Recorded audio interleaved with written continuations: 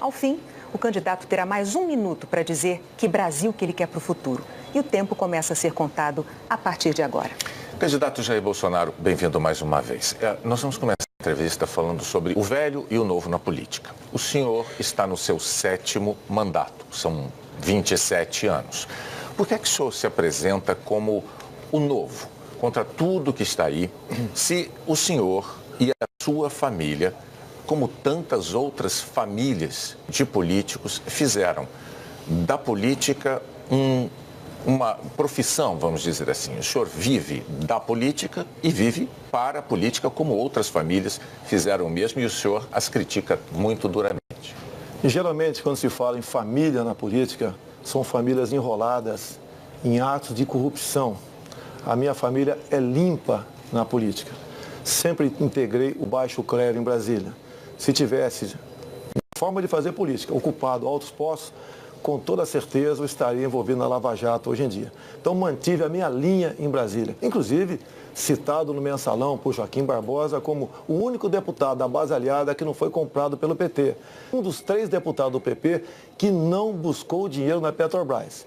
E também, na questão da JBS Friboi, fui o único deputado que recebeu do partido dinheiro oriundo da JBS Friboi e devolveu para o partido. Então, eu estou lá na política há muito tempo, tenho 17 anos de exército brasileiro e mantive a minha linha. E ser honesto, Bonner, não é virtude, é obrigação. Mas eu vou tentar explicar aqui a questão que eu estou colocando. É que tudo que o senhor tem, em termos de patrimônio, o senhor conquistou com seus salários de parlamentar, tá certo? O senhor declarou à Justiça Eleitoral um patrimônio em torno de 2 milhões de reais. Sim. Isso coloca o senhor num grupo muito reduzido de brasileiros, né? 0,2% da população brasileira.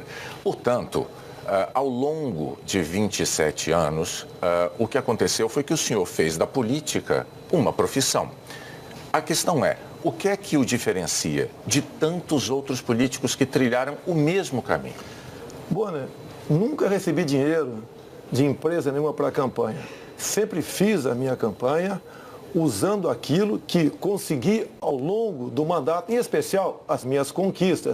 Eu tenho reconhecimento popular para isso. Muitas vezes, inclusive no passado, sequer em televisão, no horário eleitoral gratuito, eu aparecia. Então, eu fiz um trabalho, no meu entender, reconhecido pelo povo como muito bom. Se não aprovei muitos projetos, também evitei que péssimos projetos fossem avante em Brasília. E, por tabela, elegi os meus filhos, um federal em São Paulo, um vereador no Rio e outro estadual no Rio de Janeiro. Ninguém é obrigado a votar nos meus filhos, eles acreditam em mim. É verdade, mas falando nessa questão, candidato, que ele mencionou, que a gente está falando de práticas novas na política que o senhor diz tanto defender, né? O senhor dispensou o auxílio moradia, mesmo tendo um apartamento em Brasília em março desse ano. Sim. O senhor já tinha dito que isso não é ilegal e de fato não é. Mas o que há de novo num candidato que defende a moralidade no uso do dinheiro público, mas que só volta atrás quando é cobrado publicamente? Não, eu fui para um apartamento novo agora porque eu precisava de um espaço maior. O meu apartamento tinha 70 metros quadrados. Tinha despesas também. Agora, vão me desqualificar por ter recebido o auxílio moradia, que é legal, como a pejotização de vocês também é legal? A gente só está falando das práticas novas na política que o senhor defende. Não, eu não tenho, olha, nunca tive um cargo no governo. Nunca tive um secretário de município indicado por mim, estado, nada. Eu sempre fui um parlamentar preocupado com o meu mandato e o meu voto é algo sagrado. O meu voto é a marca do meu trabalho e respeito para com a população. Mas nessa questão do auxílio moradia, se todos fazem assim, o senhor faz como todos fazem, o que é de novo nisso? Olha só, eu estava num cubículo em Brasília. Todo o recurso que eu recebo em Brasília é para manutenção do meu mandato. Era para pagar também o IPTU daquele imóvel, era para pagar o condomínio, ficava quase no 0 a 0. O meu apartamento está à venda, se quem quiser comprar, está à disposição. E agora estou morando num funcional. E é tal negócio. A forma de você receber por PJ também é legal, está na lei. E não estou criticando isso aí. Vamos falar de economia, candidato? É um tema caríssimo aos brasileiros, importantíssimo nesse momento, sobretudo nesse momento que o país está enfrentando. O senhor diz, com sinceridade até, que o senhor não entende de economia e quem vai cuidar desse assunto no seu governo, caso eleito, será Paulo Guedes, o economista. A questão é, em nenhuma democracia do mundo a notícia de um candidato a chefe de Estado que, com tamanha antecedência, ao longo de uma campanha eleitoral, já tenha delegado O que é que o senhor diria a um eleitor que esteja preocupado com a possibilidade de o senhor se tornar um refém de um subordinado tão poderoso em quem o eleitor nem vai votar? Primeiro, o Lula, que não entendia de economia, teve um ministro da mesma médico. Dilma Rousseff, que entendia de economia, levou o Brasil ao caos. Eu parto no princípio, você tem que confiar nos homens e nas mulheres. Eu, às vezes, me pergunto, o que o senhor Paulo Guedes viu em mim? Ele já me respondeu, vi sinceridade e vi confiança. Eu tenho que confiar nele, como tenho que confiar no meu ministro da Justiça, o da Defesa, o da Agronomia, entre outros. E olha só, Bonner, pode ter certeza, eu sou o único desses que estão aí com chance de chegar, que vai ter isenção para escolher os seus ministros. Não vai pedir bênção e nem vai estar preso a indicações políticas, que os ministros geralmente trabalham para os seus partidos políticos. Então, tem independência. E o Paulo Guedes é um economista reconhecido dentro e fora do Brasil. O senhor tem repetido inúmeras vezes que Paulo Guedes vai permanecer com o senhor até o fim. Já foi questionado sobre isso, mas e se os senhores brigarem? Não tem briga, ele vai ficar. No entanto, existe um conceito de gestão que diz o seguinte: não se deve contratar ninguém que depois não possa ser demitido. E o senhor sabe que é impossível o senhor garantir que um subordinado vá acompanhá-lo até o fim do seu mandato. É uma garantia que o senhor não tem como oferecer, candidato. Então, a questão que eu gostaria de propor é a seguinte: digamos que Paulo Guedes um dia entre no seu gabinete como presidente da República e diga assim, sei lá, como ministro, e diga assim, ó, presidente, ou o senhor faz isso, isso e isso, ou eu vou pegar o meu boné e vou-me embora. O que o senhor faria numa situação como essa com o Paulo Guedes? O senhor deixaria ele ir embora e aí o senhor descumpriria essa promessa de mantê-lo até o fim? Ou o senhor obedeceria à exigência feita por ele? Bonner, é quase que um casamento. Eu estou namorando o Paulo Guedes há algum tempo e ele a mim também. Nós, Bonner, somos separados. Até o momento da nossa separação, nós não pensamos numa mulher reserva para isso. Se isso vier a acontecer, por vontade dele ou por uma vontade minha, paciência. O que eu tenho de Paulo Guedes até o momento é de uma fidelidade, num compromisso enorme para com o futuro do Brasil. Tenho certeza, acredito nas propostas dele e ele vai implementar. Se não vai implementar todas, é porque temos, sim, um filtro chamado Câmara e Senado. Nem tudo o que ele quer ou o que eu quero podemos aprovar, porque passa pelo Parlamento brasileiro. O senhor está, então, agora admitindo que existe essa possibilidade de Paulo Guedes, em algum momento, se descasar do senhor, para usar uma comparação que o senhor está falando. Paulo Guedes, nós amamos, eu com a minha esposa e você com a sua, nós juramos fidelidade eterna. E aconteceu um problema no meio do caminho. E não cabe a ninguém discutir esse assunto. Duvido, pelo que conheço, de Paulo Guedes. E passei a conhecê-lo muito mais, depois comecei a conversar com ele, esse descasamento esse divórcio venha a acontecer. O único substituível nessa história sou eu, que daí troca todo o ministério. Fora isso, se porventura vier a acontecer, pode ter certeza, né, que não será por um capricho meu ou capricho dele, que nós estamos imbuídos, eu e Paulo Guedes estamos imbuídos em buscar dias melhores para o nosso Brasil. E nós não queremos uma aventura nesse processo. Candidato, vamos falar agora de um tema muito importante também, que é desigualdade de gênero. Segundo o IBGE, as mulheres ganham 25% menos que os homens. O senhor já disse que no serviço público já há garantia dessa igualdade salarial e no setor, na iniciativa privada, vale o que o empregador, o livre-arbítrio do empregador. Eu já disse que um presidente da República, na sua opinião, não pode fazer nada a respeito para mudar esse quadro. O fato é que o senhor afirmou que, se fosse empregador, não empregaria mulheres com os mesmos salários dos homens. Ou seja, o senhor se solidariza pessoalmente com os empregadores que compartilham dessa desigualdade salarial.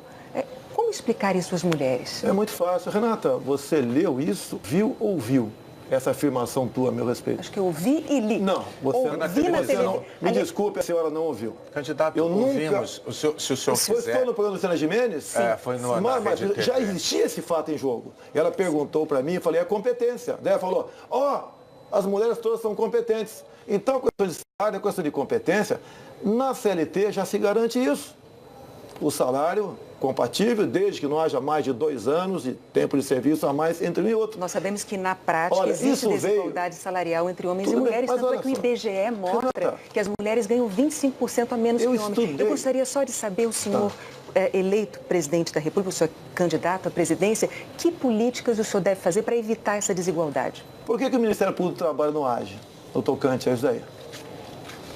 Posso agir. O senhor, como presidente da República... Mas eu não tenho ingerência no Ministério Público do Trabalho. Isso está na CLT. É só as mulheres denunciarem, o MP do Trabalho vai estar lá e resolve o assunto. Mas o senhor sabe que o Estado, ele tem mecanismos para estimular a iniciativa privada para que não cometa esse tipo de desigualdade salarial. Olha, e o senhor, como candidato à presidência da República, não vai fazer nada para...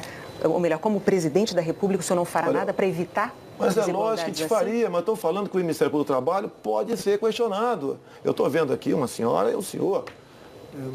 Eu não sei o certo, mas com toda certeza há uma diferença salarial aqui. Parece que é muito maior para ele do que para a senhora. São cargos semelhantes.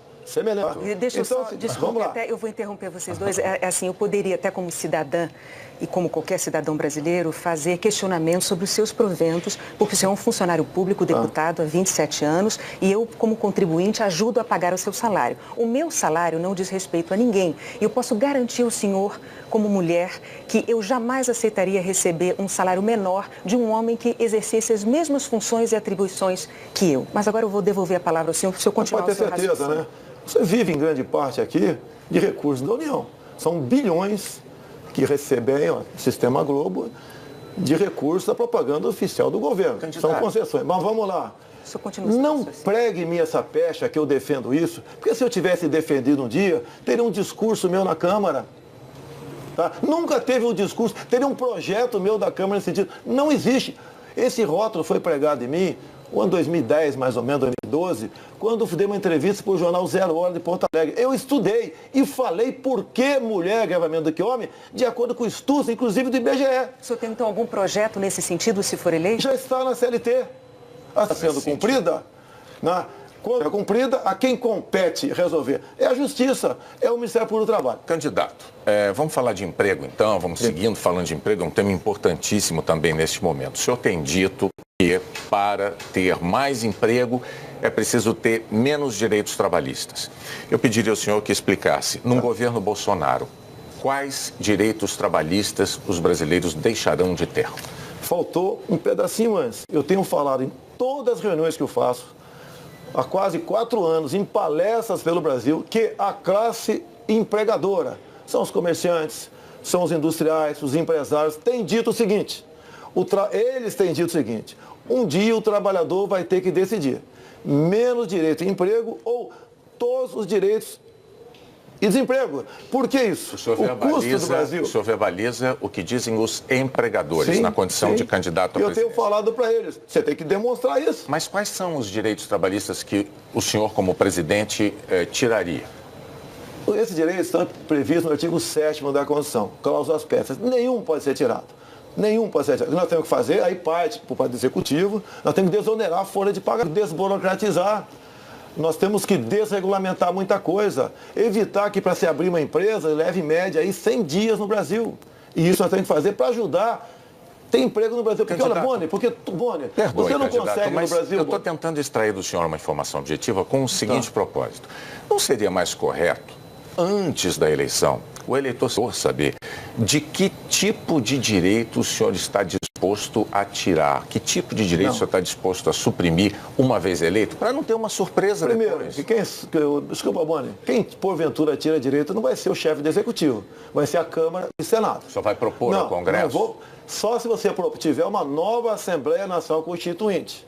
E se você instaurar uma nova Assembleia Nacional Constituinte, a gente não sabe o que vai acontecer dentro do parlamento. Você perde o controle daquilo lá. Agora, isso é uma realidade. Você não consegue produzir um prego no Brasil e botar de forma competitiva no Paraguai. E mais ainda, uma grande verdade, o salário hoje é muito para quem paga e pouco para quem recebe. Vamos partir dessa premissa para buscar a solução do problema. E não joga de um candidato à presidência para essa coisa que temos no Brasil. É que o candidato disse que é preciso ter menos direitos trabalhistas para ter mais emprego. Mas eu vou seguir ainda na questão dos direitos trabalhistas. O senhor tem verbalizado, candidato, mas vamos lá. Aparentemente o senhor concorda com isso. Ainda na questão dos direitos trabalhistas, o Brasil assistiu à aprovação da PEC dos domésticos. E a PEC dos domésticos dignificou a profissão aí de milhões de trabalhadores brasileiros, né? Deu a eles direitinho. No entanto, o senhor votou contrariamente à PEC dos domésticos. Eu lhe pergunto, por que é que o senhor considera que esses milhões de cidadãos trabalhadores brasileiros não teriam direito não mereceriam esses direitos conquistados?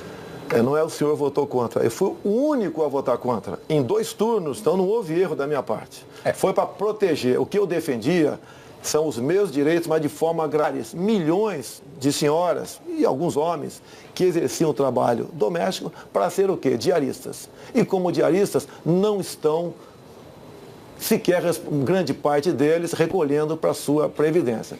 Então tem que ser devagar. Muita gente teve que demitir porque não teria como pagar. Muitas mulheres perderam o emprego exatamente pelo excesso desses direitos. Essa foi a minha intenção. Bom, os números recentes do IBGE a respeito disso não atestam com tamanha clareza o que o senhor está dizendo, candidato. Mas, para a gente também não ficar só num assunto, eu diria o seguinte, o eleitor deve entender, então, que para o senhor não tem saída. Ou não tem direito ou não tem emprego. Porque então a gente aprovar todos os direitos trabalhistas para os militares das Forças Armadas. Você seria favorável? Eu sei que o entrevistado está sendo eu.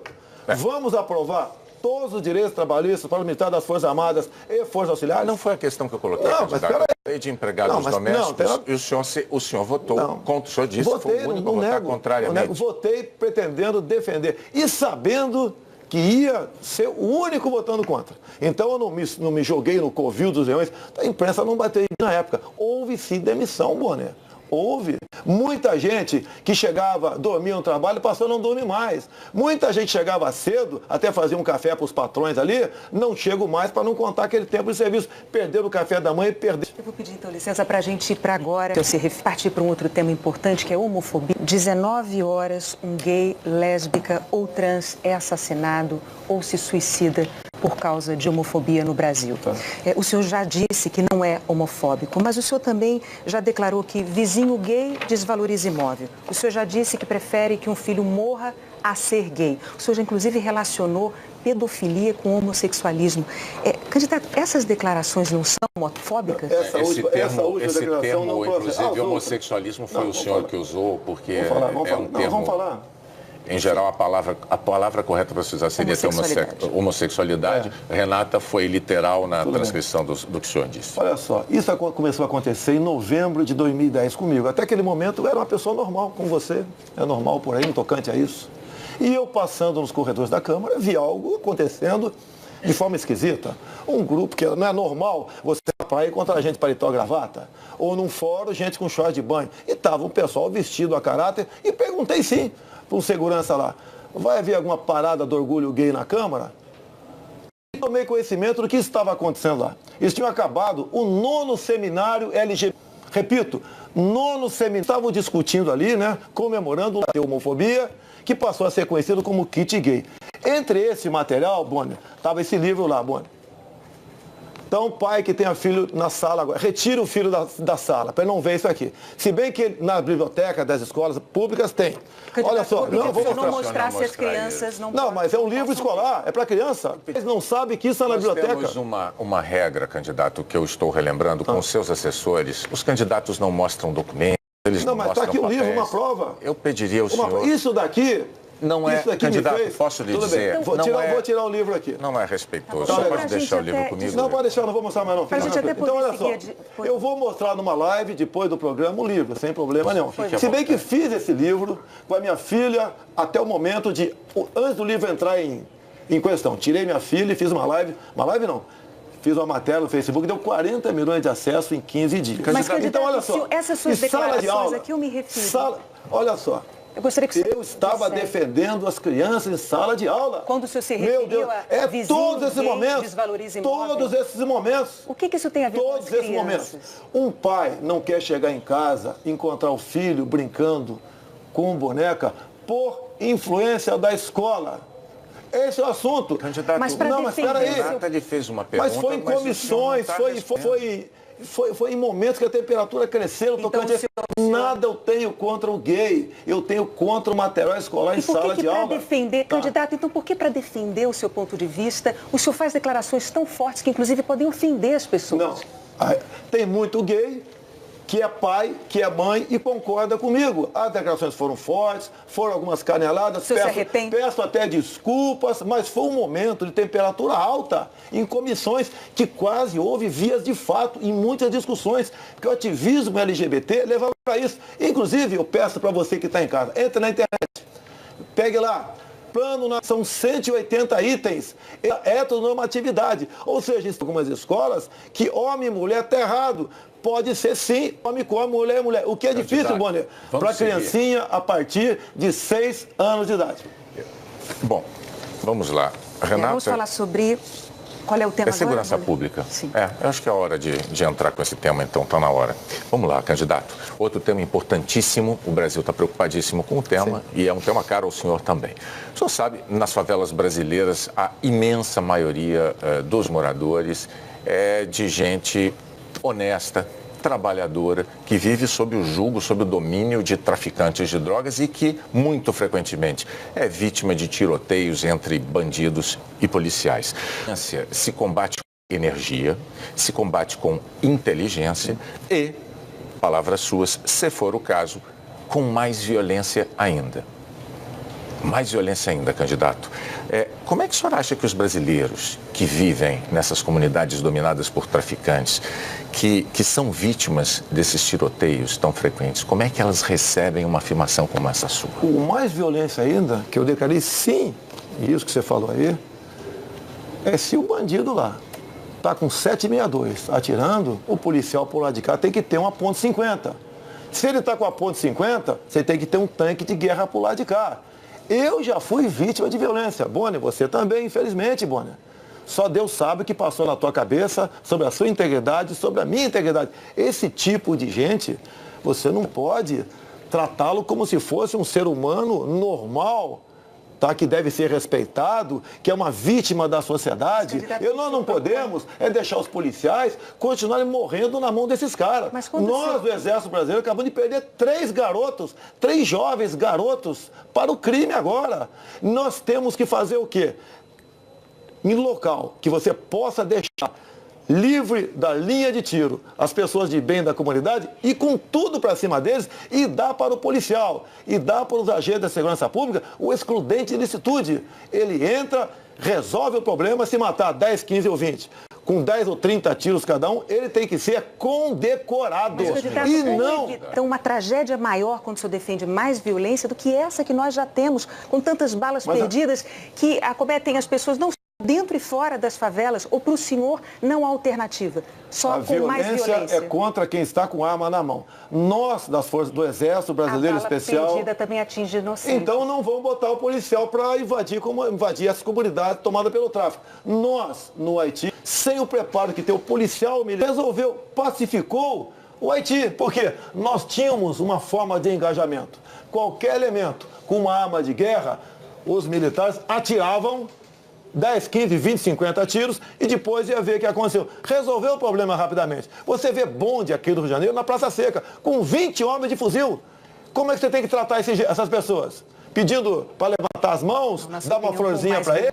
Se não atirar, não vai resolver nunca. E enquanto isso continuar acontecendo, infelizmente, vamos continuar assistindo morte de policiais e integrantes das Forças Armadas em todo o Brasil. No meio de tiroteios. Mas é muito simples. Então não vamos botar tropa na rua. Vamos deixar a PM aquartelada também. Eu vou convidar o senhor para a próxima pergunta, que também é importante. A gente vai falar de composição política, de aliança, do seu vice. O seu candidato a vice, o general Hamilton Mourão, ao falar sobre crise política brasileira, é uma crise que tem se estendido já há um bom tempo, ele falou para um grupo de militares no ano passado. Ele disse o seguinte, eu vou ler aqui a frase dele. Os poderes terão que buscar solução. Se não conseguirem, chegará a hora que nós teremos que impor uma solução. Hoje, a propósito, até o seu vice, ele voltou a esse assunto, ele disse que isso aí seria só no caso de haver uma situação de caos. Candidato, que solução seria essa que os militares teriam que impor ao Brasil? Impor uma democracia. Tá. Isso aconteceu em 64. E na forma da lei... Nós estamos em 2021. Na forma da lei e da Constituição da época, 2018, os militares chegaram lá. Tem 3 anos. Os militares chegaram não, foram eleitos presidente da República por 5 mandatos, tá certo? As palavras dele estão em consonância com o que grande parte da sociedade fala. E ele teve a coragem de externar isso daí. Ele agora é o militar da reserva. Nem eu, nem ele, nós queremos nada pela força. Tanto é os historiadores sérios se referem a 1964, candidato, como um golpe militar. É assim que se trata nos livros, é assim que a história mostra que os fatos se deram. O que eu lhe pergunto é para o momento que estamos vivendo. Eu já dei um salto aqui de 3 anos. Nós estamos em 2018. Em 2018 que os militares vão impor uma solução. Como fica a Constituição numa situação como essa? Olha, no meu entender, e foi um alerta que ele deu. E no mais, eu deixo os historiadores para lá. Eu fico com o Roberto Marinho, o que ele declarou no dia 7 de outubro de 1984. Vou repetir aqui. Eu vou repetir aqui.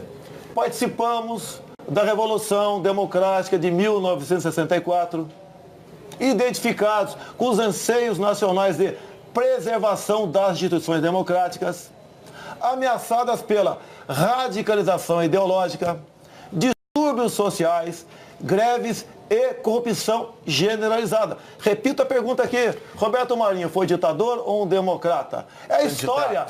Nós aqui trouxemos para a mesa o candidato à presidência da República. Já houve editorial sobre isso, o senhor certamente está informado, mas nós vamos encerrar agora por causa do tempo. E eu vou convidar o senhor, então, a se dirigir ao público. O senhor tem 1 minuto para dizer qual é o Brasil que o senhor quer para o futuro. Nos últimos 20 anos, 2 partidos mergulharam o Brasil na mais profunda crise ética, moral e econômica. Vamos, juntos, mudar esse ciclo. Mas, para tanto, precisamos eleger um presidente da República honesto, que tenha Deus no coração, patriota, que respeite a família, que trate com consideração as crianças em sala de aula, que jogue pesado no tocante à insegurança em nosso Brasil. Una o nosso povo, brancos, negros, nordestinos, sulistas, ricos e pobres, homens e mulheres, para buscarmos o bem comum. Nós, no Brasil, temos tudo para sermos uma grande nação. Só falta essa união entre nós e que o presidente eleja os seus ministros sem indicação política. Muito obrigado a todos. Eu tenho que respeitar o tempo que foi concedido ontem ao candidato Ciro. Agradeço mais uma vez a sua presença aqui. Obrigada. Nós voltaremos a